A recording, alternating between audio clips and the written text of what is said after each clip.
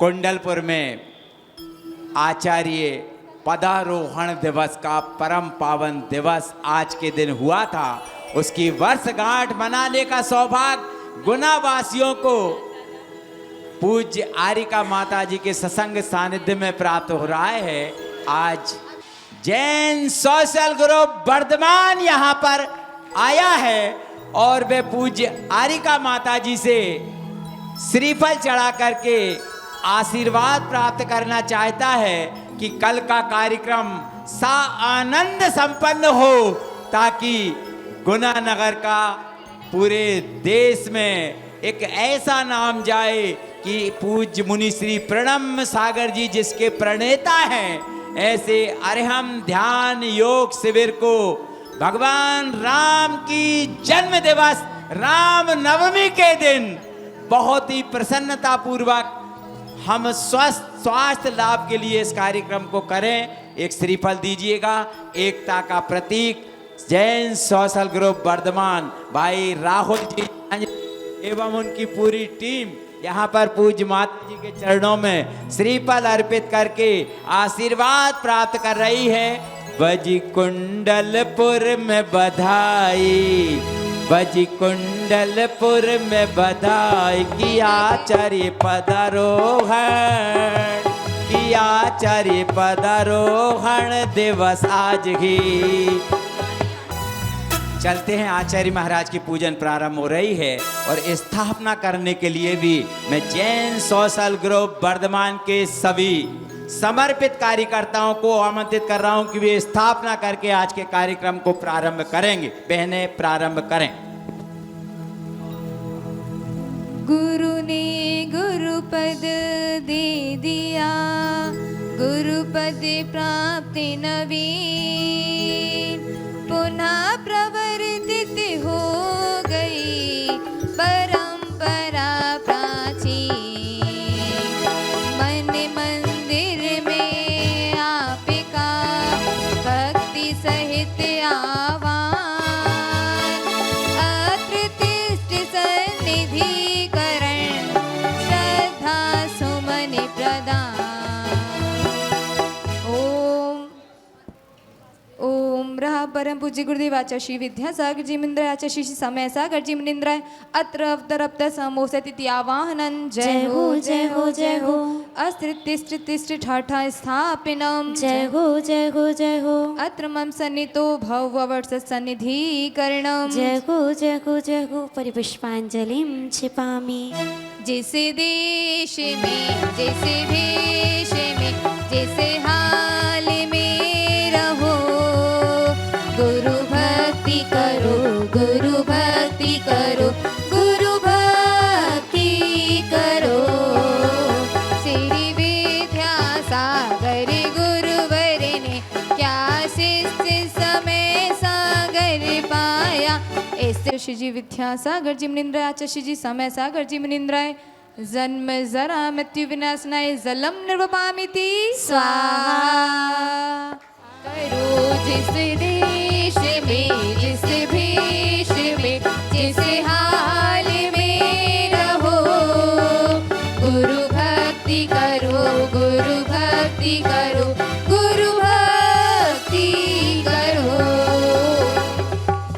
ओम रहा परम पूज्य गुरुदेव आचार्य श्री विद्यासागर जी मुनिंद्राय, आचार्य श्री जी समय सागर जी मुनिंद्राय, अखंड अक्षय पद प्राप्त अक्षतम निर्वपामिति स्वाहा। पलके ही पलके बिछाएंगे, जिस दिन प्यारे गुरुवर गुना आएंगे।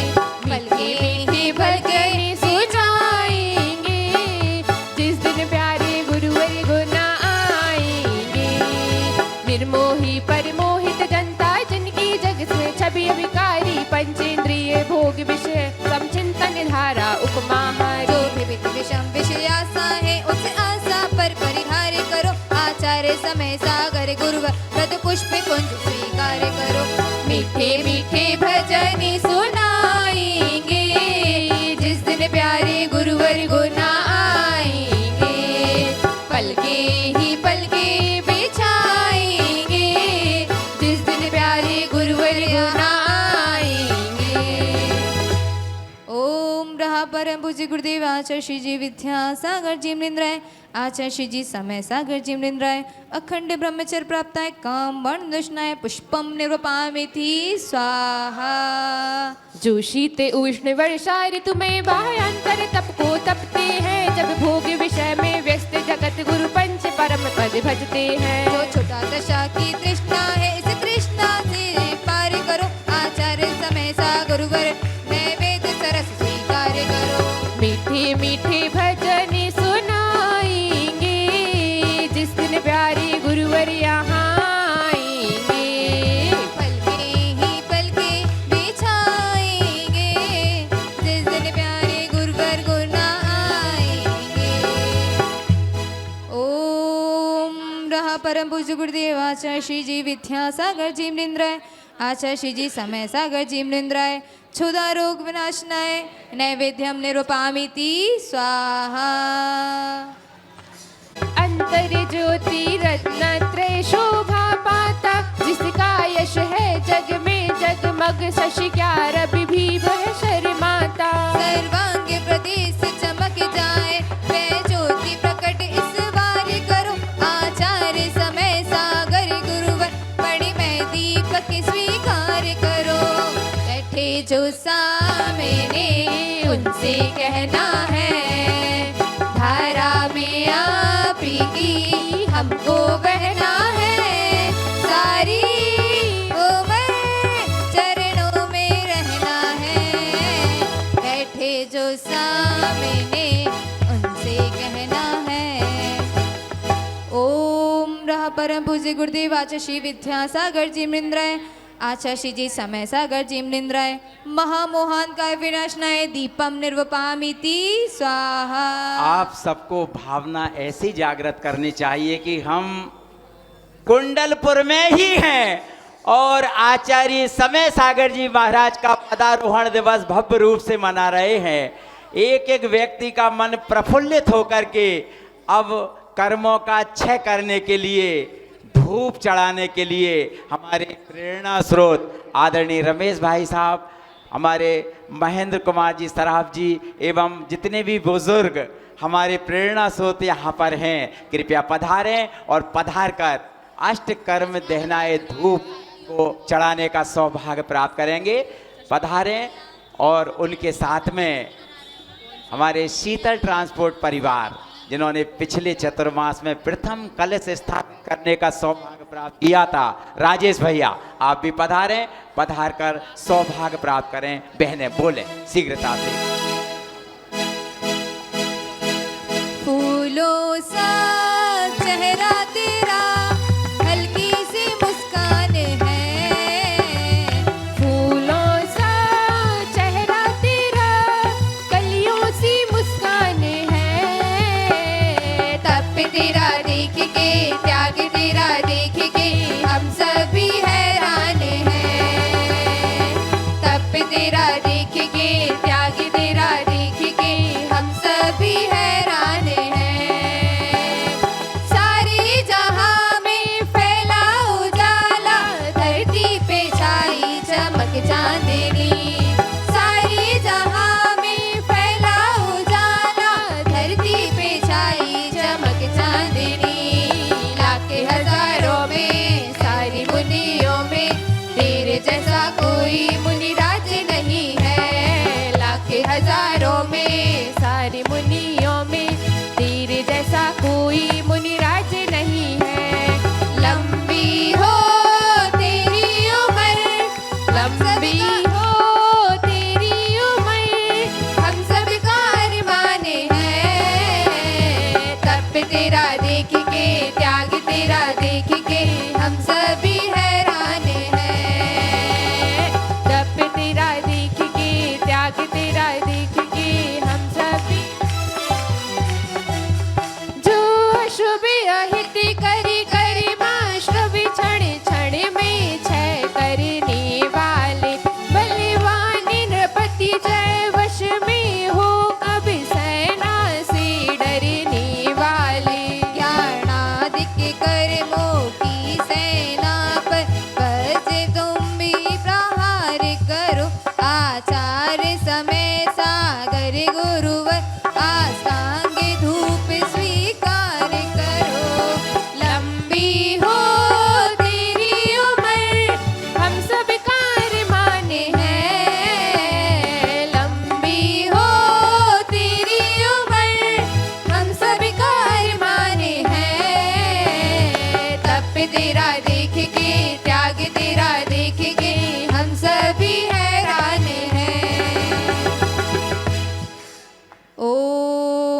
परम पूज्य गुरुदेव आचार्य श्री जी विद्यासागर जी मृंद्र आचार्य श्री जी समय सागर जी मृंद्र अष्टकं दुष्टकं धनाय धूपम निर्वपामिति स्वाहा। दिल में नाम तेरा है, तू भगवान मेरा है। दिल में नाम तेरा है, तू भगवान मेरा है। मैं भक्त तेरा हनुमान सा, तू राम मेरा है। मैं भक्त तेरा हनुमान सा, तू राम मेरा है। वो विद्यासागर नाम जपना, समय सागर नाम जपना, अब तो काम मेरा है। मैं भक्त तेरा हनुमान सा, तू राम मेरा है। मैं भक्त तेरा हनुमान सा, तू राम मेरा है। और विधि अब पूर्वक- मोक्ष फल की प्राप्ति के लिए, मोक्ष फल चढ़ाने के लिए प्रबंध कारिणी समिति, पुण्योदय तीर्थ क्षेत्र कमेटी और मुनि संघ सेवा समिति के जितने भी लोग यहाँ पर हैं, सब लोग आएंगे और मोक्ष फल प्राप्त करने की भावना से यहाँ पर फल चढ़ाने का सौभाग्य प्राप्त करेंगे। आदरणीय संजीव भैया जो कि बांसपुर जिनालय के चांदी की बेदी के पुण्यार्जक परिवार हैं, कृपया वह भी आए और ये मोक्ष का अर्घ चढ़ाने का सौभाग्य प्राप्त करें। बोले बहने। विधि पूर्वक द्वादश तप तपते उपसर्गे परिसहते हो, बहु संतति का अंतिम कल हो, अध्यात्म जग में रहते हो। आभारी यही अभिव्यक्ति करूं, भव संतति का यह भारी हरो। आचार्य समय सागर गुरुवर षट ऋतु में फल स्वीकार करो। विद्यासागर नाम जपना, समय सागर नाम जपना, अब तो काम मेरा है। मैं भक्त तेरा हनुमान सा, तू राम मेरा है। मैं भक्त तेरा हनुमान सा, तू राम मेरा है। ओम रहा परम पूज्य गुरुदेव आचार्य श्री विद्यासागर जी मृंद्राय आचार्य श्री जी समय सागर जी मृंद्राय महामोक्ष फल प्राप्त है, फलम निरूपामिति स्वाहा। और अब अर्घ चढ़ाने की भावना मैं समझता हूँ, जितने लोग महिला वर्ग यहाँ पर विराजमान हैं, सभी जन आगे से पीछे तक खड़े होकर अर्घ चढ़ाने का सौभाग्य प्राप्त करेंगी। शीघ्रता से बोलें बहनें, अर्घ महिला वर्ग चढ़ाएंगी। मैं पत्थर था जब तक तूने ना छुआ था। मैं पत्थर था जब तक तूने ना छुआ था। तेरी रहमतों से उद्धार हुआ है। पत्थर को मोती कर दिया हो, पत्थर को मोती कर दिया, एहसान तेरा है। मैं भक्त तेरा हनुमान सा, तू राम मेरा है। मैं भक्त तेरा हनुमान सा, तू राम मेरा है। ये नाम तेरा है, तू भगवान मेरा है। दिल में नाम तेरा है, तू भगवान मेरा है। मैं भक्त तेरा हनुमान सा, तू राम मेरा है। मैं भक्त तेरा हनुमान सा, तू राम मेरा है। जिनकी चर्या में चर्चा में श्री मूलाचार्य समाया है। तेरी शांति वीर शिव ज्ञान तथा विद्यासागर से पाया है। जयवंती रहो इस धरती पर, हम भक्तों का उद्धार करो। आचार्य समय सागर गुरुवरिय अष्टद्रव्य स्वीकार करो। दिल में नाम तेरा है, तू भगवान मेरा है। दिल में नाम तेरा है, तू भगवान मेरा है। मैं भक्त तेरा हनुमान सा, तू राम मेरा है। मैं भक्त तेरा हनुमान सा, तू राम मेरा है। ओम रहा परम पूज्य गुरुदेव आचार्य श्री जी विद्यासागर जी मृंद्राय आचार्य श्री जी समय सागर जी मृंद्राय अनर्घ्य पद प्राप्त है, अर्घम निरूपामिति स्वाहा।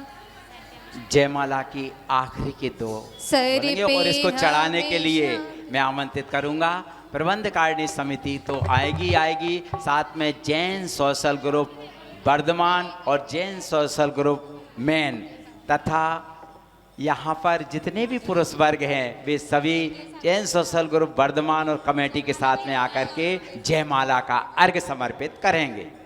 सर पे हमेशा तेरा हाथ रहे बाबा, सर पे हमेशा तेरा हाथ रहे बाबा, जब तक जीऊं मैं मेरे साथ रहे बाबा, जन्म जन्म तक तुमसे सभी जिनालयों के मुलाकात प्रमूर्ति रहे कॉलोनी बांसपुर बाबा। जिनालय के लोग भी यहाँ पर हैं, कृपया पधारें वे भी। तेरा हाथ प्रमूर्ति कॉलोनी रहे बाबा, जब तक जीऊं मैं मेरे साथ रहे बाबा। श्री विद्यासागर गुरुवर ने जब गुरुपद भारी उतार दिया, गुरु की आज्ञा से मुनिश्री ने गुरुवर को ही स्वीकार किया। आचार्य समय सागर गुरु ने सबको आशीष प्रदान किया, सबने और के उच्चासन में गुरुदेव तुम्हें सम्मान दिया।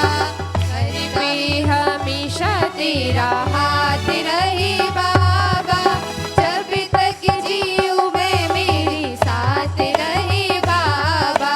सर पे हमेशा तेरा हाथ रहे बाबा, जब तक जीऊं मैं मेरे साथ रहे बाबा। ओम रहा परम पूज्य गुरुदेव आचार्य जी विद्यासागर जी मृंद्राय, आचार्य जी समय सागर जी मृंद्राय, अनर्घ्य पद प्राप्त है जयमाला पूर्णर्गम निर्वपामिति स्वाहा। और अब पूज्य आचार्य के सागर जी महाराज और पूज्य मुनि श्री प्रणम सागर जी महाराज एवं जितने भी 3 कम 9 करोड़ मुनिराज, उसमें प्रशांत सागर, निर्वेक सागर, आगम सागर, पुनीत सागर, अक्षय सागर, शैल सागर, अचल सागर एवं समस्त जितने भी मुनिराजों का सानिध्य गुना में प्राप्त हुआ है, सबका सामूहिक अर्घ्य चढ़ाने का सौभाग्य जितने भी लोग यहाँ पर हैं, कृपया वे सभी जन इसका सौभाग्य प्राप्त करेंगे, ताकि एक ना एक दिन पुनः समय सागर जी महाराज और गे सागर जी महाराज और सभी संघ के चरण गुना में पड़े। इस पवित्र भावना के साथ हमारी बहनें रह गई हैं जो यहाँ गा रही हैं, दीपक के तले अंधेरा रहता है, कृपया वह भी आएंगी और ये अर्घ्य समर्पित करने का अवसर प्राप्त करेंगे। अर्घ्य चढ़ाने वालों को गुरु बस ऐसा वरदान रहे, नैनों में हो चित्र आपका, होठों पर गुरु नाम रहे, कान आपकी सुने कहानी, मन में गुरु का ध्यान रहे, गाते मात्र गुरु सेवा में हो, श्वास श्वास गुरु नाम रहे। ओम रूम आचार्य भगवंत संवेद शिखर की यात्रा पर चल रहे हैं। ऐसे गे सागर जी महाराज, परम पूज मुनि श्री प्रणम सागर जी महाराज, अक्षय सागर, शैल सागर, अचल सागर, आगम सागर, पुनीत सागर जी, निर्दोष निर्लोभ निर्लोपम सागर सहित प्रणम सागर जी सहित 3 कम 9 करोड़ मुनि बिजलादि अर्गम महार्गम पूर्णर्गम नृपामति। वंदनामी माता जी, वंदनामी वंदनामी वंदनामी। बोलो आचार्य गुरुदेव श्री विद्यासागर जी, समय सागर जी, गे सागर जी महाराज की। दीप से दीप जलाते चलो, विद्या की, समय की, गे की गंगा बहाते चलो। राह में आई जो दीन दुखी, सबको गले से लगाती चलो, प्रेम की गंगा बहाती चलो। इसी क्रम में आचार्य श्री 108 समय सागर जी महाराज के आचार्य पदारोहण दिवस के पावन प्रसंग पर विद्युदय प्रश्नोत्तरी समूह भारत के द्वारा आयोजित एक प्रतियोगिता आयोजित की गई है और प्रेरणा तो गुना के सनी भैया ने दी थी। जोरदार ताली बजाइए हमारे सनी भैया के सम्मान में। यात्रा अभिनव आचार्य की 5 अप्रैल से 30 जून 2025 तक मंगल प्रेरणा मुनिश्री निष्पक्ष सागर जी महाराज, मुनिश्री निष्प्रह सागर जी महाराज। इसमें प्रथम पुरस्कार चांदी का धर्म चक्र और द्वितीय पुरस्कार चांदी का मंगल कलश, तृतीय पुरस्कार चांदी की जाप माला, 108 सांत्वना पुरस्कार भी रजत में पुरस्कार प्राप्त होंगे। इसकी सहयोग राशि मात्र 10 रुपये रखी गई है। 10 अप्रैल से यानी महावीर जयंती से सभी पाठशालाओं से ये प्राप्त कर सकते हैं। हमारे स्थानीय संयोजक सनी भैया हैं। हम चाहते हैं कि उस पैम्पलेट का अनावरण हमारे प्रबंध कारिणी समिति भी पीछे नहीं रहेगी। हमारे जैन सोशल ग्रुप वर्धमान के साथ में हमारी प्रबंध कारिणी समिति के महानुभावी सौरभ भैया आप भी पहुँचें। जैन सोशल ग्रुप वर्धमान और प्रबंध कारिणी समिति इसका अनावरण करने का सौभाग्य प्राप्त करेंगी। आप सबको क्या करना है ये सब आप अच्छी तरह जानते हैं। जैसे ही अनावरण होगा आपकी तालियां। बोलो आचार्य समय सागर जी महाराज की, आचार्य समय सागर जी महाराज के पदारोहण महादिवस की, कुंडलपुर के बड़े बाबा की। बहुत अच्छे, चलते हैं इसी क्रम में। आज हमारे अतिथि प्रबंध कारिणी समिति और सोशल ग्रुप वर्धमान शास्त्र दान भी करने का क्रमशः सौभाग्य प्राप्त कर लेवे, क्योंकि ये अवसर बार बार नहीं आए, ये तो खड़ा खड़ा पछताए, ये अवसर बार बार नहीं आए। चारों अनुयोगों के चारों साथ, प्रथमम करणम चरणम द्रव्यम, चारों शास्त्रों को पूज्य माता जी के कर कमलों में प्रदान करने का सौभाग्य प्राप्त करें। जिनवाणी जग मैया जन्म दुख मैट दो, जिनवाणी जग जन्म दुख मैट दो, जन्म दुख मैट दो, मरण दुख मैट दो, जिनवाणी जग मैया जन्म दुख मैट दो। बहन खुशी जैन आरोन वाली भी साथ दान करना चाहती हैं। 1100 रुपए की राशि उन्होंने देने की हमें घोषणा की है। पधारे खुशी जी, बहुत खुशी के साथ दान करने का सौभाग्य प्राप्त करें। आपकी करतल ध्वनि बजेंगी ताकि शास्त्र दान, क्योंकि हाँ, और आरोन की बिटिया गुना की बहू रानी बनी है। कृपया शास्त्र दान करने का सौभाग्य प्राप्त करें। और कहीं मत जाओ मेरे भैया, सब कुछ यहाँ मिल जाएगा। शास्त्र दान करने जो भी बड़े मंदिर जो आएगा, हाँ प्रभु मंदिर जो आएगा, हाँ जिन मंदिर जो आएगा। 2 गोरे 2 सांवले, 2 हरियल 2 लाल, 16 स्वर्ण समान हैं, उन्हें नमाऊं भाल प्रभु। पूज्य माता जी के युगल चरणों में बंदामी अर्पित करते हुए प्रार्थना करते हैं, अपनी अमृतमयी वाणी से इस राम कथा का वाचन करके हमें पुण्य लाभ अर्जित कराने की कृपा करें। बंदामी बंदामी बंदामी। अनंत अनंत सिद्ध परमेष्टि भगवान की, आदिम तीर्थंकर देवादेव श्री ऋषभनाथ भगवान की,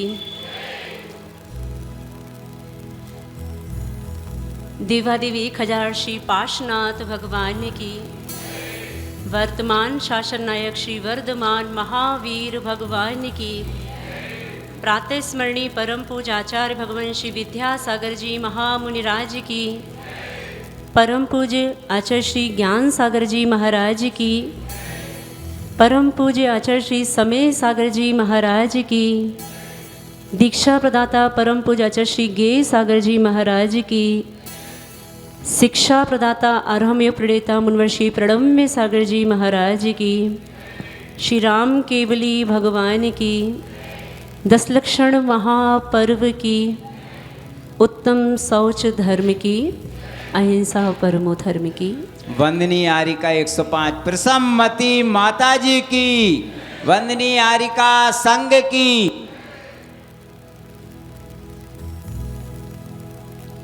बहुत सारी कथाएं करने के बाद अब थोड़ा सा समय जितना विशेष बचा है वो राम कथा के लिए देते हैं। आप सभी का महान पुण्य का उदय कि आपको विगत कुछ दिनों से लगातार गुरु और जिनेंद्र भगवान की भक्ति करने का अवसर निरंतर प्राप्त हो रहा है।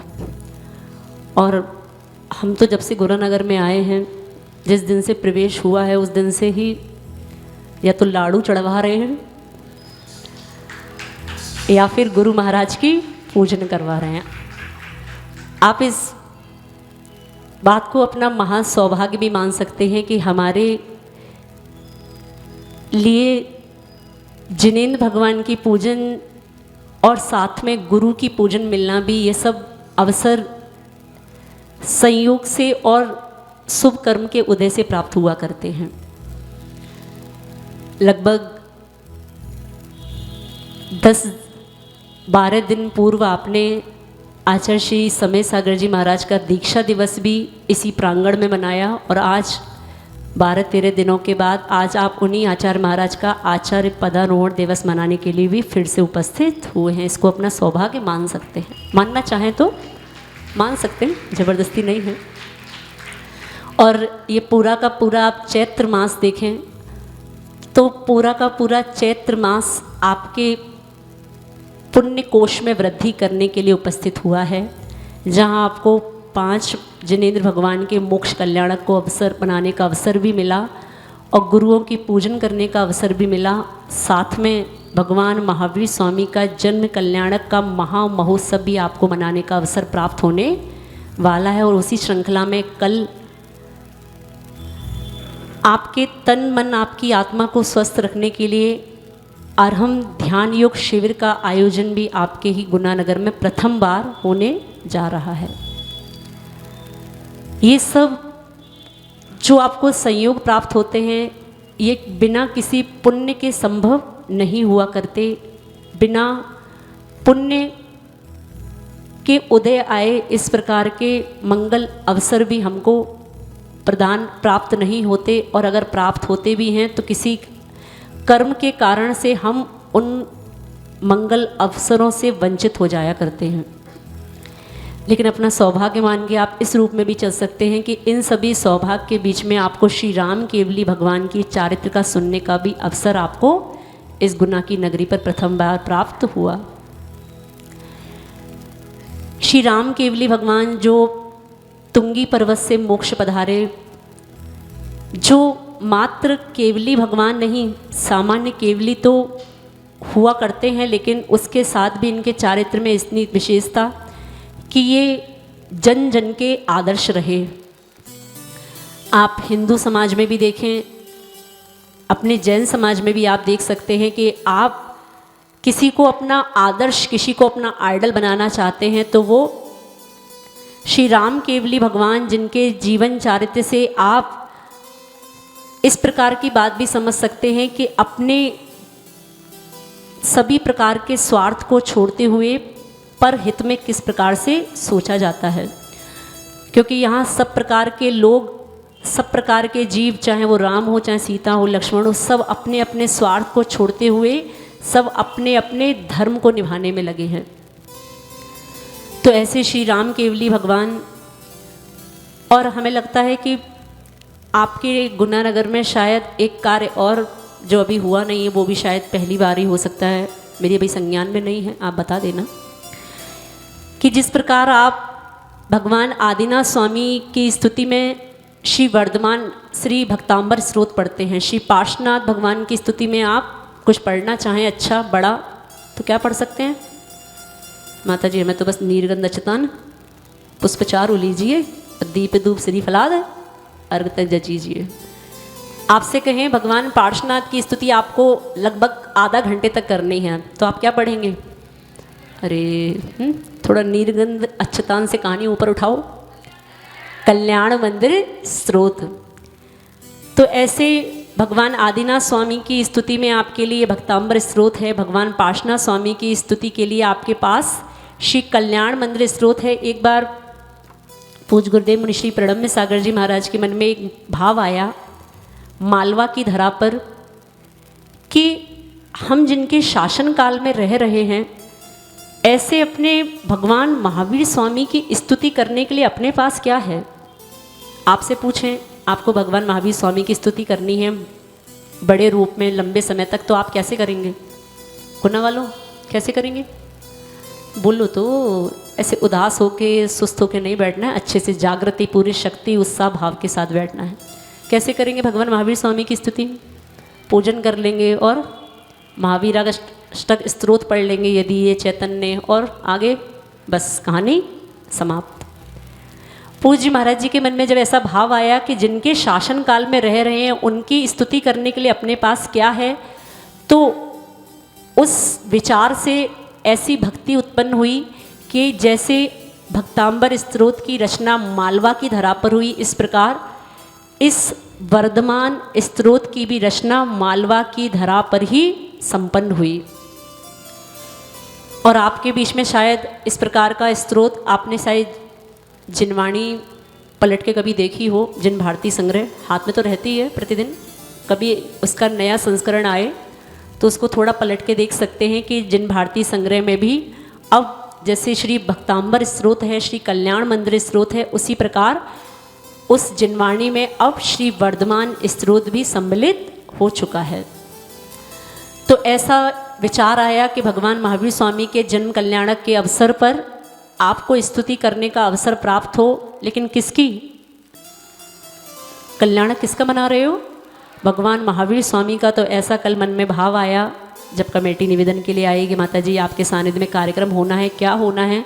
तो हमने कहा हर वर्ष आप जो भी अपना रथ यात्रा आदि करते हो, लेकिन इस बार हमारी भावना है कि आप जिनके शासन काल में इतने धूमधाम से पूरा विश्व भगवान महावीर स्वामी का जन्म कल्याणक मनाता है, तो मात्र भगवान की भक्ति शोभा यात्रा के माध्यम से पूरी नहीं होती। आपको भगवान की भक्ति के लिए कम से कम कुछ पूजन विधान, कुछ उनकी आराधना करनी है। तो आपको क्या करना है? भगवान महावीर स्वामी की स्तुति करनी है। करनी है कि नहीं? थोड़ा अच्छे मन से तो बोलो, हाथ उठा के तो बोलो, कितने लोगों को करनी है? करनी इतने लोगों को करनी है बस। क्यों, बीच वालों को क्या करना है? दुकान चलानी है।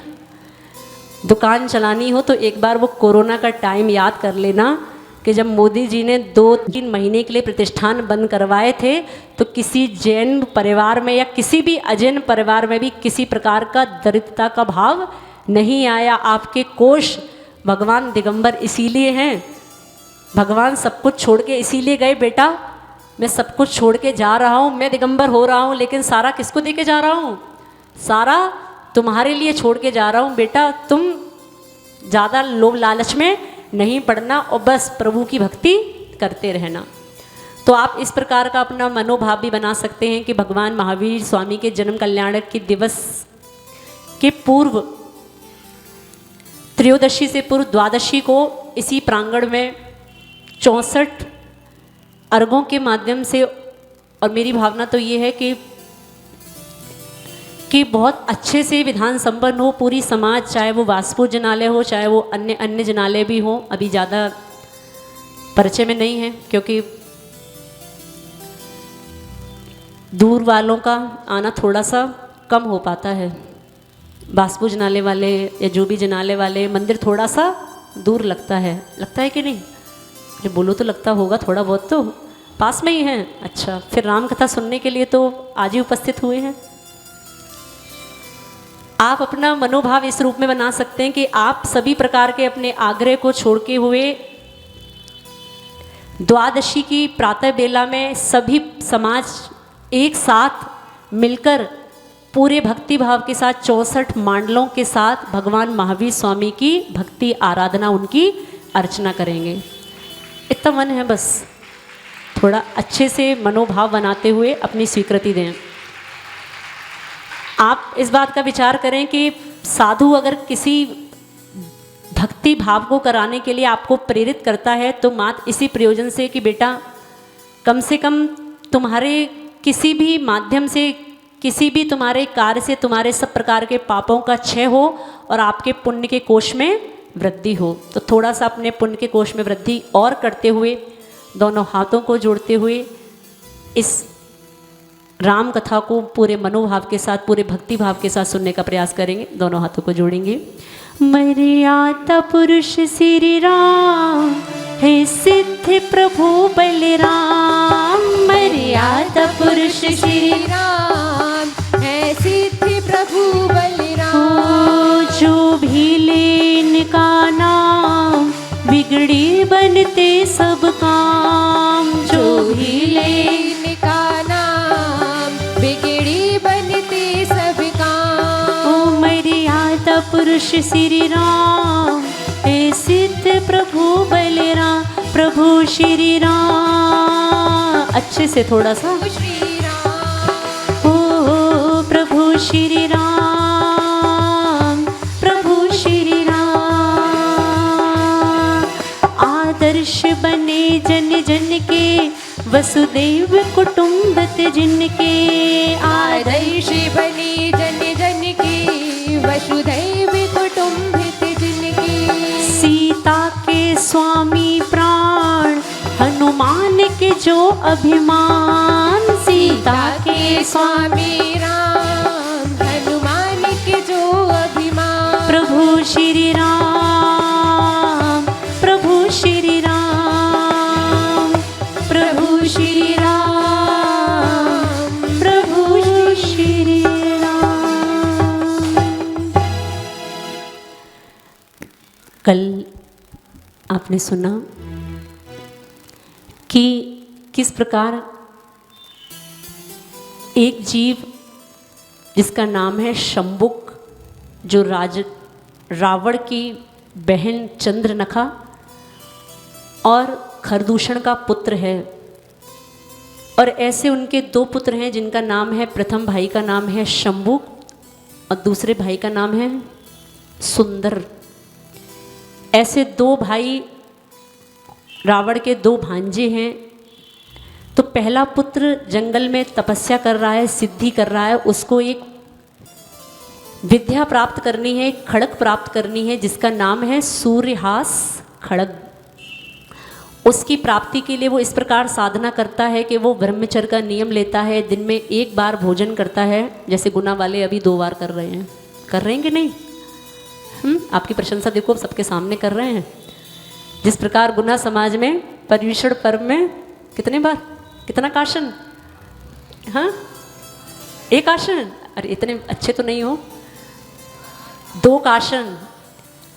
हाँ, जिस प्रकार आप 2 काशन कर रहे हैं पर्युषण पर्व में, उसी प्रकार ये शंभुक का जीव एक आसन करता हुआ, एक बार भोजन करता हुआ, सभी प्रकार के ब्रह्मचर्य की साधना करता हुआ 12 वर्ष तक उस बांस के बीड़े में बैठकर अपनी सिद्धि के लिए साधना कर रहा है। और जब लक्ष्मण का जीव उसी जंगल से निकलता हुआ जाता है, लक्ष्मण उस स्थान से जाते हैं तो देखते हैं जो शंभुक की साधना थी वो साधना पूरी हुई, और साधना की पूर्ण होने पर वो जो तलवार थी जिसका नाम है सूर्यहास खड्ग, वो उसी बीड़े में प्रकट हो जाती है और वो तलवार उनके सामने लटकने लगती है। वो तलवार का इतना प्रकाश था कि पूरा का पूरा बीड़ा वो दैदीप्यमान हो रहा है। लेकिन आपको एक शर्त बताई थी कल, एक शर्त है कि उस खड़ग की प्राप्ति होने के बाद 7 दिन तक आप उसको स्पर्श नहीं कर सकते। अगर आपने स्पर्श कर लिया तो आपकी मृत्यु का वो कारण बन जाएगी।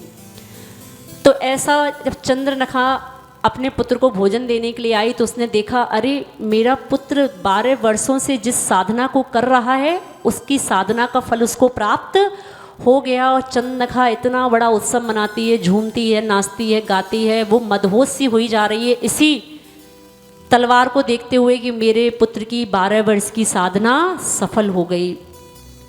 सबको जाके सूचना देती है, अपने परिवार में बहुत खुशी मनाती हुई कि मेरा पुत्र 12 वर्ष की तपस्या कर रहा था, उसकी तपस्या की सिद्धि हो गई और मात्र 7 दिन शेष बचे हैं। अब 7 दिन के पश्चात मेरा पुत्र के अधीन सैकड़ों देव हो जाएंगे, क्योंकि जो तलवार जिसको ये प्राप्त हो जाती है वो हजारों देवता उसके अधीन हो जाते हैं। तो ऐसा वो बहुत बड़ा उत्सव करती है। और लेकिन आपका जब तक पुण्य आपके साथ नहीं है, आप किसी प्रकार की भी व्यवस्थाएं, कितनी प्रकार की व्यवस्थाएं भी जुटा लें, आप उस पुण्य को भोग नहीं पाओगे। जैसे कल आपको बताया, सब प्रकार की घर में वैभव होते हुए, सब प्रकार का धन ऐश्वर्य होते हुए आपको अनेक प्रकार की अगर बीमारियां लगी हैं तो आप अपने घर के धन का प्रयोग भी नहीं कर पाते। तो ऐसा लक्ष्मण का पुण्य इतना तीव्र हुआ उस समय पे कि लक्ष्मण ने उस स्थान से जब गमन किया तो देखा उस बांस के बीड़े में एक बहुत चमकदार तलवार लटक रही है। लक्ष्मण बहुत खुश हो गए, अरे इतनी अच्छी तलवार, चलो इसको थोड़ा सा प्रयोग किया जाए। और लक्ष्मण ने उस तलवार को ग्रहण करते हुए अपने हाथ में जैसे ही लिया तो लक्ष्मण के मन में भाव आया कि चलो एक बार इस तलवार का प्रयोग करके देखा जाए कि ये तलवार के अंदर कितनी सामर्थ्य है। और लक्ष्मण ने उसी बीड़े में, जिस बीड़े के अंदर वो शंभुक का जीव बैठा हुआ है, वो शंभुक बैठा है, उसी बीड़े पे जो बांस का बीड़ा बना हुआ है, उसी बीड़े को पूरा का पूरा अपनी तलवार से काट डाला, मात्र ये देखने के लिए कि इस तलवार के अंदर कितनी शक्ति है, इसकी धार कैसी है। और जैसे ही लक्ष्मण ने उस बीड़े को काटा, उनकी आत्मा वहीं की वहीं स्तब्ध रह गई, क्योंकि बांस के बीड़े के अंदर एक पंचेंद्री जीव बैठा हुआ है। और जैसे ही तलवार चलती है, उस शंभुक का धड़ वहीं का वहीं गिर जाता है। लक्ष्मण वहीं पर स्तब्ध हो जाते हैं, उनकी आंखें फटी की फटी रह जाती हैं, उनके नेत्रों से अश्रु की धारा बहने लगती है कि अरे ये मेरे हाथ से कितनी बड़ी घटना घट गई, मैंने पंचेंद्री जीव, मैंने एक जीव का वध कर दिया। और जैसे ही उनके मन में ये भाव आता है कि अरे इतना बड़ा मैंने पाप कर दिया, इसका क्या प्रायश्चित होगा, कैसे मैं किससे जाकर अपनी व्यथा कहूँ कि मेरे हाथों से इतना बड़ा पाप हो गया। ऐसे वो लक्ष्मण प्रति समय ग्लानि के भाव से भरते हुए अपने भाई श्री राम के पास जाते हैं। और राम के पास पहुँचने के बाद वो राम को ये बात सारी बताते हैं। और दूसरी तरफ उसकी माँ कौन, चंद्रनखा जब देखती है, अपने पुत्र के दर्शन करने जाती है, उस तलवार के भी दर्शन करने जाती है, तो क्या देखती है, आगे का हाल थोड़ा सा सुनते हैं, उस माँ के हृदय पर क्या बीतती है। बांसों का बीड़ा कटा देख, शंभुक मरा जब पाया है, तब देख पुत्र की हालत को रो रो कर रुदन मचाया है। हत्यारे ऊपर क्रोध बड़ा, वह करती खोज उधर आई, जहाँ राम लक्ष्मण सीता बैठे, तीनों पर अद्भुत छवि छाई। श्री राम को देख मोहित हुई और क्रोध भी सारा नष्ट हुआ, हे काम की माया क्या विचित्र, सब पुत्र मोह भी नष्ट हुआ। क्वारी कन्या का रचा स्वांग, एक वृक्ष तले बैठी रोती, सुन सीता को करुणा उपजी, आकर के पास धैर्य देती। श्री राम कहे क्यों रोती हो कौन कहाँ से आई हो, इकले वन में कैसे फिरती, कहाँ बाप तुम्हारा भाई हो। एक तरफ तो लक्ष्मण के मन में इतना ग्लानि का भाव उठ रहा है, क्योंकि वो समझते हैं कि मैंने जो कृत्य किया है, चाहे वो अनजाने में ही क्यों ना हुआ हो, लेकिन मुझे अवश्य ही अपने कर्मों का फल समय आने पर जरूर मिलेगा, मुझे अपने किए हुए कर्म को भोगना ही पड़ेगा। ऐसा वो लक्ष्मण के मन में ग्लानि का भाव आता है, प्रायश्चित का भाव आता है। और दूसरी तरफ जो उनकी माँ हैं चंद्रनखा, वो चंद्रनखा जब देखती हैं पुत्र की गर्दन अलग पड़ी हुई है तो रो रो कर वो अपना बुरा हाल कर लेती हैं। लेकिन जैसे ही लक्ष्मण के साथ वो राम को आता हुआ देखती हैं, उन चंद्रनखा के अंदर काम का भूत सवार हो जाता है। एक भूत और होता है, काम भूत। उस काम का भूत जैसे उस पर सवार होता है, वो सब प्रकार का अपना पुत्र का शोक भी भूल जाती है कि मेरे पुत्र की हत्या भी हुई है। आप समझ के देखें, वासना का भूत इतना बड़ा भूत कि एक माँ अपने पुत्र की हत्या का दुख भी भूल गई। सब प्रकार की बातों को इस विस्मरण करती हुई वो जैसे ही राम और लक्ष्मण के सौंदर्य को देखती है, बस उसका मन राम और लक्ष्मण पर आ जाता है और वो तुरंत एक चाल चलती है, वो एक रूप धारण करती है। क्योंकि विद्याधर के परिवार से हैं तो विद्याधर किसी प्रकार का भी उसने रूप धारण किया। एक सुंदर स्त्री का रूप बनाया, एक नव युवती का रूप बनाया और नव युवती का रूप बना के उसने क्या किया, वो एक वृक्ष के नीचे बैठकर रुदन करने लगी। और उस वृक्ष के नीचे से जब राम लक्ष्मण सिया के साथ निकलते हैं तो वो स्त्री का रुदन होते हुए देखते हैं तो वहीं पर रुक जाते हैं और उस स्त्री से बोलते हैं, हे माँ, आप यहाँ क्या कर रही हो, आप कौन हो, आप कहाँ से आई हो और आपके इतना भारी रुदन करने का कारण क्या है। ऐसा वो चंद्रनखा उन राम से कहती है। क्या कहती है, दोनों हाथों को जोड़ते हुए पूरे मनोयोग के साथ, पूरी भक्ति भाव के साथ सुनेंगे। मर्यादा पुरुष श्री राम है सिद्ध प्रभु बलराम। मर्यादा पुरुष श्री राम है सिद्ध प्रभु बलराम। जो भी लेन का नाम बिगड़े बनते सब काम। जो भी लेने का नाम बनते सब काम। ओ प्रभु श्री राम, प्रभु श्री राम, प्रभु श्री राम, प्रभु श्री राम। बताऊं क्या तुम्हें साजन निशा अपना पता अपना। मरे माता पिता दोनों न कोई आसरा अपना। मुसीबत में हो मुसीबत हर तरफ छाई। सुखों के दिन हुए सपना। करूं सेवा में तन मन से नाम नित आपका जपना। देखो वो चंद्रनखा किस प्रकार के मिथ्या वचन बोलती है कि मैं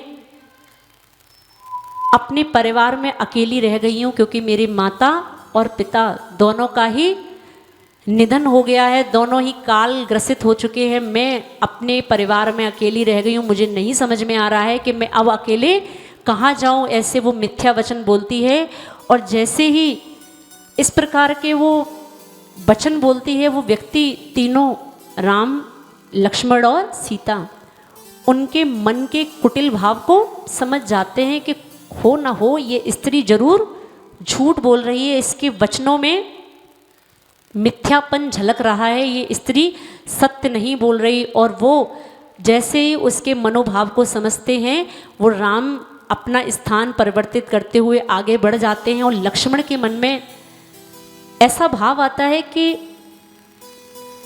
राम इस स्त्री के मन की व्यथा क्यों नहीं समझ रहे। बड़े भैया को ये क्या हो गया, ये सबकी तो सहायता करते हैं, अभी जंगल में इतनी स्त्रियां मिली, इन्होंने सबका मुझसे विवाह करवाया, अब ये इसके विवाह का कराने का मुझसे क्यों नहीं सोचते, है ना। उनको विवाह की पड़ी है अपने कि ऐसा ये भाई इतने निष्ठुर कैसे हो गए, इनके मन में क्या चल रहा है, ये इस स्त्री की व्यथा को क्यों नहीं सुनते। इस प्रकार वो लक्ष्मण उनके मन का हाल जानना चाहते हैं, श्री राम के मन का हाल जानना चाहते हैं। श्री राम लक्ष्मण को बताते हैं कि भाई तुम इस स्त्री की बातों में मत पड़ो, इस स्त्री के वचन कुटिल वचन है, ये स्त्री सत्य नहीं बोल रही। और इस प्रकार श्री राम अपने भाई लक्ष्मण को समझाते हैं। और जब वो चंद्रनखा देखती है कि ये दोनों भाई मेरी किसी प्रकार की बात से नहीं रीझ रहे, तो वो गुस्से में नाराज होके कहाँ चली जाती है, कहाँ जाएगी। अब स्त्री वापस कहाँ जाएगी, थोड़ा सा अपना और नया रूप दिखाने के लिए वो वापस उस अपने पति खरदूषण के पास पहुँचती है। और जब खरदूषण के पास पहुँचती है तो वो स्त्री को आचार्यों ने स्वभाव से मायाचारी कहा।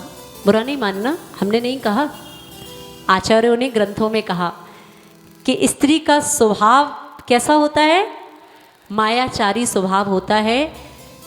भले ही सारे तीर्थंकर भगवान की जननी, सारे तीर्थंकर भगवान स्त्री की कोख से ही उत्पन्न हुए।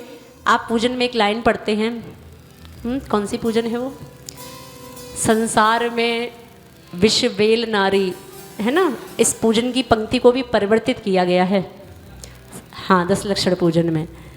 हाँ, तो उस पंक्ति को भी परिवर्तित किया है कि संसार में अगर नारी विष की वेल होती तो उससे इतना मीठा फल देने वाले तीर्थंकर भगवान कैसे उत्पन्न होते। स्त्री को विष वेल कहना भी एक प्रकार से ये स्त्री का अपमान है। आप इस रूप में स्त्री को नहीं कह सकते, इसीलिए वहाँ पूजन की पंक्तियों में कुछ परिवर्तन हुआ है। अब क्या हो गया है, संसार में विषयाभिलाषा तज गए योगीशरा। लेकिन स्वभाव से स्त्रियों के स्वभाव में मायाचारी होती है, ये बात आचार्यों ने ग्रंथों में कही है। तो वो स्त्री जिसका नाम चंद्र रखा है वो भी मायाचारी करते हुए सब प्रकार की, जब उसके अंदर एक क्रोध का भाव आता है कि देखो मेरे रूप पर ये 2 पुरुष मोहित नहीं हुए, तो वो अपने सब प्रकार का वहाँ पे ऐसा रूप बना लेती है, अपने वस्त्रों को जगह जगह से फाड़ लेती है, अपने शरीर पे जगह जगह नाखून के निशान बना लेती है और अपने पति खरदूषण से कहती है, जंगल में 2 व्यक्ति विचरण कर रहे हैं और उन्होंने मेरे चारित्र के साथ कुछ खिलवाड़ किया है। ऐसा वो खरदूषण जब सुनता है तो खरदूषण को क्रोध आ जाता है और खरदूषण अपनी सेना को लेते हुए कहाँ चलते हैं, कौन से वन में, सब कुछ याद रखना है, कौन सा वन, दंडक वन में। कौन से राजा के नाम पे पड़ा, दंडक राजा के नाम पे, जो जटायु पक्षी था। हाँ, सब कुछ याद रखना है, आगे पाठ पीछे सपाट नहीं होना चाहिए। तो ऐसा वो खरदूषण किस प्रकार उन दोनों से बदला लेने के लिए उस दंडक वन में पहुँचते, आगे क्या घटित होता है थोड़ा सा और सुनते हैं। समय तो बहुत ज़्यादा हो गया है, लेकिन ये कथा पूरी कैसे होगी हमको इस बात की अब चिंता होने लगी है, क्योंकि 2 दिन ऐसे निकल गए कि कार्यक्रम, अन्य कार्यक्रमों में समय ज़्यादा हो गया। कोई बात नहीं, अब जो है सो है, जो हो सो हो, हमको क्या। दोनों हाथों को जोड़ेंगे और एक काव्य और पढ़ते हुए। मर्यादा पुरुष श्री राम है सिद्ध प्रभु बलराम, मर्यादा पुरुष श्री राम है सिद्ध प्रभु बलराम। जो भी लेन का नाम बिगड़े बनते सब काम, जो भी लेने का नाम बिगड़े बनते सब काम। प्रभु श्री राम, प्रभु श्री राम, प्रभु श्री राम, प्रभु श्री राम। निज नारी को देख कर यह विस्तृत सा हाल, खरदूषण कहने लगे यह क्या प्रिय हवाल। खरदूषण ने जब सुना पत्नी से यह हाल, क्रोधाग्नि में जल उठा आंखें हो गई लाल। और वो चंद्ररेखा अपने पति को पूरी घटनाक्रम बताती है कि किस प्रकार जो ये 2 पुरुष हैं इन्होंने मेरे साथ भी ऐसा किया और अपने पुत्र की भी हत्या कर दी। और जैसे ही खरदूषण ऐसी बात सुनते हैं कि 2 भूमि गोचरी लोगों ने मेरे पुत्र को भी मार दिया और मेरी पत्नी के साथ भी ऐसा गलत व्यवहार किया है, खरदूषण अपनी सेना को लेकर 14,000 राजाओं की सेना को लेकर वो खरदूषण युद्ध के भाव से श्री राम लक्ष्मण के साथ युद्ध करने के लिए वो दंडक वन में प्रवेश करते हैं। और आगे वो क्या करते हैं, और इधर सभी राजाओं सहित खरदूषण युद्ध को जाता है। सीता ने कहा प्रभु देखो तो ये कौन गरजता आता है। भय से व्याकुल हो गई सिया, श्री राम ने धैर्य बंधाया है। कोई सिंह वगैरह ही वन में ये त्रास दिखाने आया है। फिर शत्रु का दल देख लिया तो समझ गई माया सारी। संबुक हना और खड़ग लिया उसके बदले की तैयारी। उठ गई राम वक्र पहना और दृष्टि धनुष पे धारी है। लक्ष्मण बोले मेरे होते क्यों आपने की तैयारी है। जाऊंगा अकेला और सभी विजय प्राप्त कर मैं आऊंगा। यदि भीड़ पड़ी तो सिंहनाद कर आपको मैं बुलवाऊंगा। चल दी लखन इतना कह कर खरदूषण सम्मुख लाया है। वह खरदूषण 14 सहस्र विद्या स्वामी कहलाया है। देखिए इस प्रकार जब वो खरदूषण अपनी 14,000 राजाओं की सेना लेकर जंगल में युद्ध के लिए पहुंचते हैं तो सीता जी उस कोलाहल को देख के डर जाती हैं कि इतना भारी शोर कहाँ से आ रहा है। तब उस लक्ष्मण और राम उनको समझाते हुए बोलते हैं ये जो शंभू का वध हुआ है ये उसके बदले की तैयारी है। जरूर ही इसके परिजन अपने से युद्ध करने के लिए आए हैं। तो इस प्रकार लक्ष्मण और राम दोनों हाथों में अपने धनुष बाण उठाते हुए युद्ध की तैयारी करते हैं। तब लक्ष्मण श्री राम से बोलते हैं भाई आप युद्ध की चिंता नहीं करो। इन से लड़ने के लिए तो इन विद्याधरों से लड़ने के लिए तो मैं अकेले पर्याप्त हूँ। आप मेरे बल पर विश्वास रखें। लेकिन आपको मैं एक बात कहता हूँ, मैं युद्ध करने जा तो रहा हूँ लेकिन अगर मैं युद्ध में थोड़ा सा कमज़ोर पड़ जाऊँ, पड़ूंगा तो नहीं मुझे पता है, लेकिन फिर भी अगर उनकी सेना बहुत ज़्यादा हुई तो मैं एक सिंहनाद करूँगा और सिंहनाद से आप समझ जाना कि मुझे आपकी ज़रूरत है और उस सिंहनाद को सुन के आप मेरे पास मेरी रक्षा करने के लिए आ जाना। ऐसा श्री राम अपने भाई को लक्ष्मण को उस युद्ध के लिए विदा करते हैं, आशीर्वाद देते हैं और माँ सिया का आशीर्वाद लेकर लक्ष्मण युद्ध करते हुए उस खरदूषण के 14,000 राजाओं के साथ भारी सैकड़ों सेनाओं के साथ वो युद्ध करते हैं। और इधर जो खरदूषण के ही परिवारीजन जो कौन हुआ, खरदूषण का रावण कौन हुआ, अब इनका साला हुआ, इनके क्या हुए, जीजाजी हुए, हाँ इनके जीजा, हाँ थोड़ी रिश्तेदारी अब थोड़े से भूलने लगे हैं कौन किसका साला कौन किसका साड़ू। तो अब ये राजा रावण भी अपनी लंका नगरी से निकलकर अपने जीजा की सहायता करने के लिए, खरदूषण की सहायता करने के लिए उसके पास पहुंचता है। लेकिन जैसे ही वो उस युद्ध स्थल पर जाता है, उस युद्ध स्थल पर जाने से पूर्व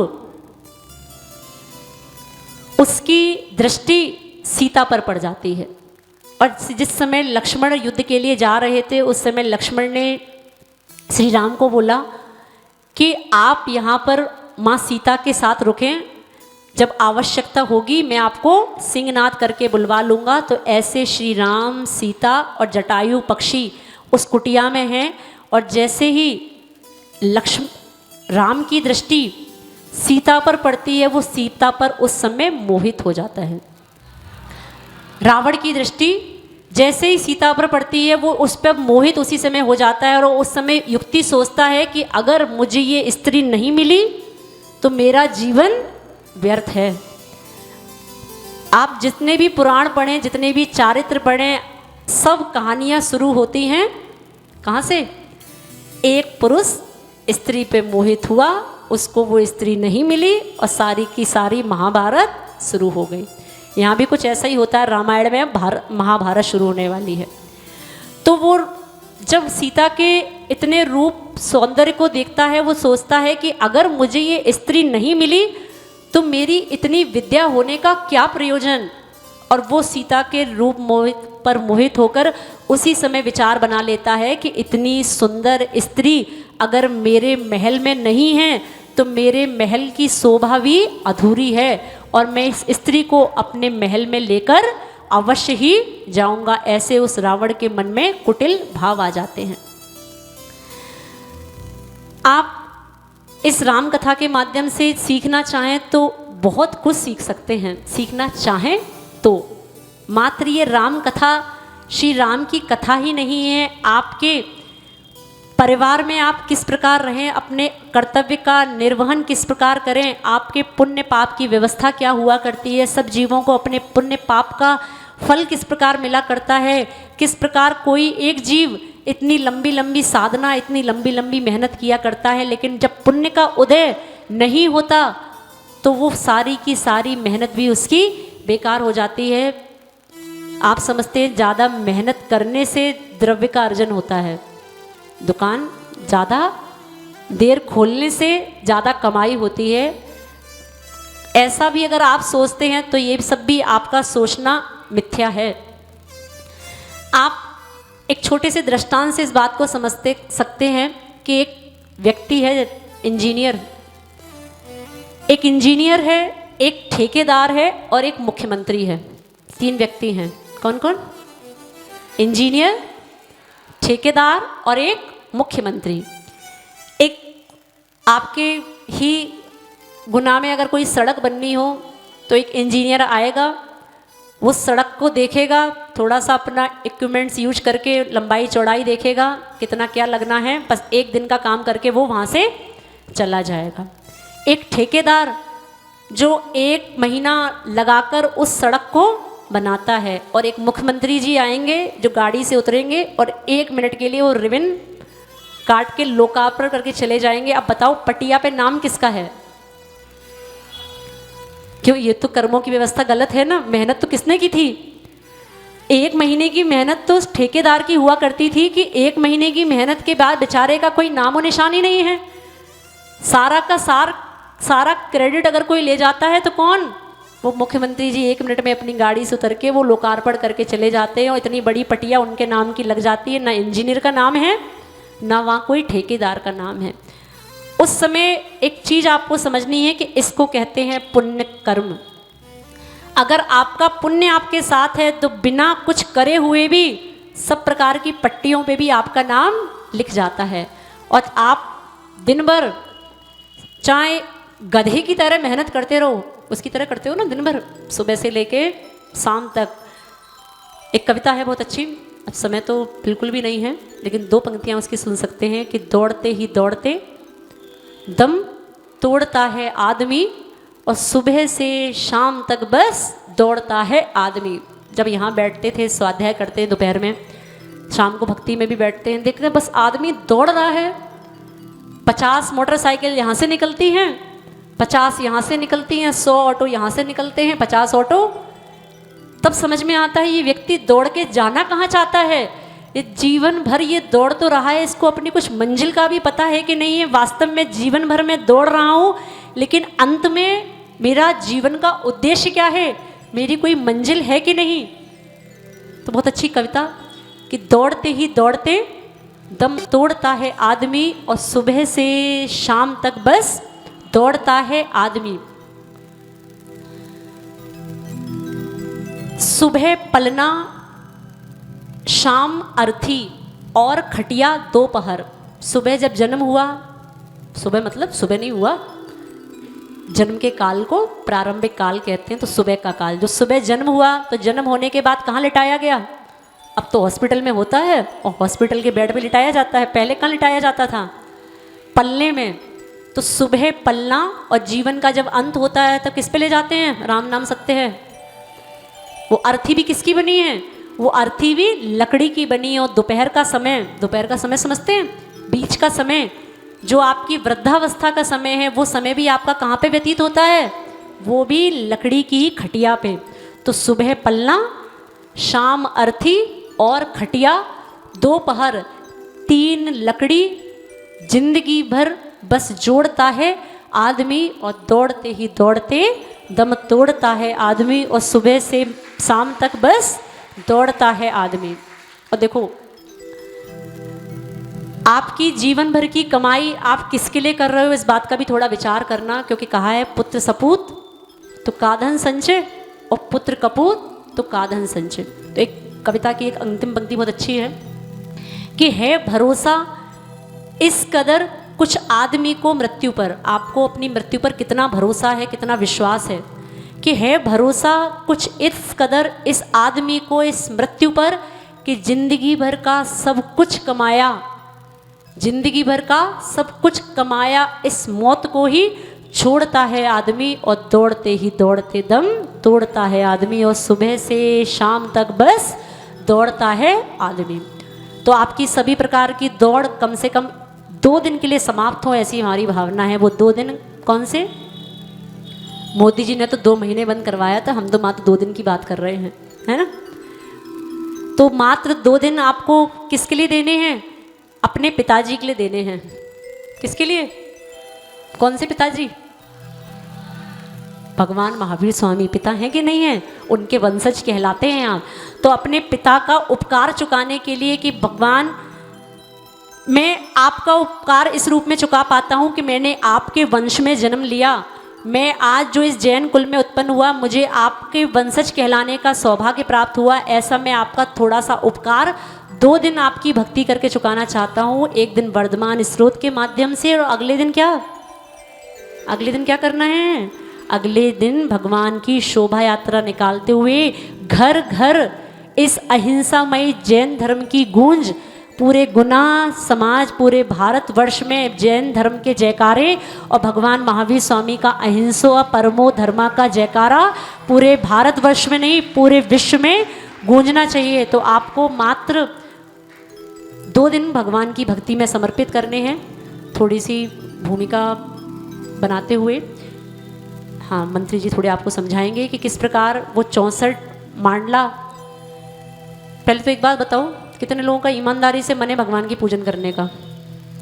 ईमानदारी वाले कितने लोग हैं और ज़बरदस्ती वाले कितने हैं? ईमानदारी वाले बताओ। देखो हैं इतनी बड़ी बड़ी कविता सुनने के बाद, इतना गला सुखाने के बाद, 1 घंटा खराब करने के बाद, कितने लोगों का मन है सुबह भगवान महावीर स्वामी की आराधना करने का? अरे गुना वालों, पिताजी का थोड़ा सा तो उपकार चुका दो, ज़्यादा कुछ नहीं, साल भर अपने पिताजी का चुकाते हो, इस बार धर्म के पिता का चुका दो। इतने लोगों का मन है, एक बार अच्छे से हाथ खड़े करो। हाँ, एक व्यक्ति एक ही खड़ा करना, कंफ्यूज नहीं करना। हाँ, तो इतने लोग भगवान महावीर स्वामी की भक्ति करने के लिए सुबह अभिषेक शांति धारा का क्रम कुछ परिवर्तित होगा, समय में परिवर्तन होगा, और कम से कम विधान में ज़्यादा समय नहीं, लगभग 2-2.5 घंटे का विधान होगा। लेकिन आपको मेरी भावना ये थी कि जितने भी मंदिर हैं सब अपना अपना थोड़ा सा व्यामोह छोड़ते हुए, अपने अपने मंदिर की प्रक्रिया को थोड़ा सा विराम देते हुए, सभी इसी प्रांगण में सामूहिक रूप से भगवान महावीर स्वामी की स्तुति 64 मांडलों के माध्यम से करेंगे और भगवान महावीर स्वामी की आराधना करते हुए इस भगवान के जन्म कल्याणक महोत्सव को पूरे उत्साह, पूरे भक्तिभाव के साथ मनाएंगे। श्री बोले वर्धमान महावीर भगवान की। ओम अरहम ओम अरहम ओम अरहम बोल, सभी कार्य की सिद्धि से तू पहले इसको बोल। ओम अरहम नमः ओम अरहम नमः ओम अरहम नमः ओम अरहम नमः ओम अरहम नमः ओम अरहम नमः ओम अरहम नमः ओम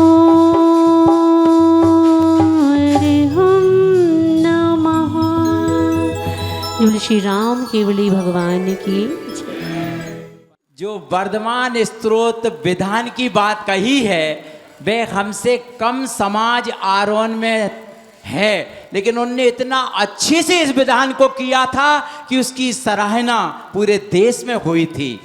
हम चाहते हैं कि 9 तारीख को पूज माता जी के सानिध्य में वह श्री वर्धमान स्तोत्र विधान इसी महावीर भवन में हो और उसमें 64 अर्घ चढ़ेंगे।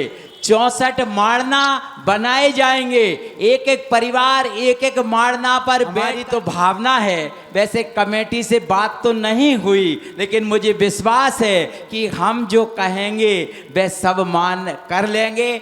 जो वर्धमान स्तोत्र विधान को करेंगे उन्हीं को, जो रात्रि में 64 दीपों से 64 परिवार महावीर भगवान की वर्धमान महावीर स्वामी आराधना करने का सौभाग्य प्राप्त करेंगे, उसी महावीर जयंती के दिन हम अलग अलग पुण्यार्जक नहीं बना रहे हैं। मात्र 64 पुण्यार्जक चाहिए, जो कि सुबह विधान भी कर लेंगे और रात्रि में भगवान महावीर स्वामी की आराधना महाआरती इसी महावीर भवन में कर लेंगे। ज्यादा बड़ी राशि न रखते हुए मात्र 1100 रुपए की राशि रख रहे हैं। उस महान कार्य में दोनों कार्य एक ही पुण्यार्जक करने का सौभाग्य प्राप्त करेगा। सबसे पहला, बहुत सारे नाम हमारे पास आए हैं। हमारे लालचंद जी साहब की बहुरानी जी नाम लिखें। पहला नाम उनका आया है। 1100 रुपये तो बहाना है, लेकिन संदीप कुमार जी, कबूल चंद जी, अनिल मेडिकल स्टोर्स परिवार। दूसरा नाम 64 के बाद जो नाम आएंगे उन पर विचार करना पड़ेगा। ये नाम लेना क्या है? ये 64 बैठे तो हैं। 64 नाम कृपया शीघ्र राजकुमार जी, मुनीम जी, जामनेर वाले लिखे। समय क्यों खराब करना है? ये 64 बैठे हैं ना, उठाओ इनको। हमारी पाठशाला की ये सोशल ग्रुप कंपलसरी है, इनको उठाओ जरा। हाँ, सपना जी लिखे। हमारे सौरभ भैया, शिखर चंद जी एडवोकेट परिवार, मुकेश कुमार जी, रमेश चंद जी, दूसरे वाले सौरभ श्री हमारे भगवान की सुनील भक्ति में भैया, डरना नहीं कलेसिया है। परिवार। डरना नहीं है ना? हो गया नाम? अरे क्यों डरना? हमारे राहुल जी झांझरी परिवार। अब मोदी जी को बुलाना पड़ेगा। राजू भाई बारदाना परिवार। सब बैठे तो कर। राजू भाई रस्सी परिवार, धन कुमार जी, सौरभ कुमार जी निर्मा परिवार, श्री धर्मेंद्र कुमार जी NFL परिवार, हमारे राजकुमार जी साहब, जोरदार तालियां बजाइएगा। सपना जी, हमारी पलक जी, सुशील कुमार जी, रमेश होटल परिवार, सुशील कुमार जी, रमेश होटल परिवार, और भी श्री रमेश होटल परिवार, श्री हमारे विमल कुमार जी भदौरा परिवार, जिन अपने नाम हमारे भैया श्रेयांश भैया को लिखा देवे। जग कल्याणी जग चरणे मदित में मोह हरि, चरण मणे हारी गण हरे हारी, जमे जरा भवे रोगे हरि, तिथ्ये राणम दिव्य जोड़िम जो पढ़ई सुनई मई धारे, राण में सुखे मरणतम धरिए सास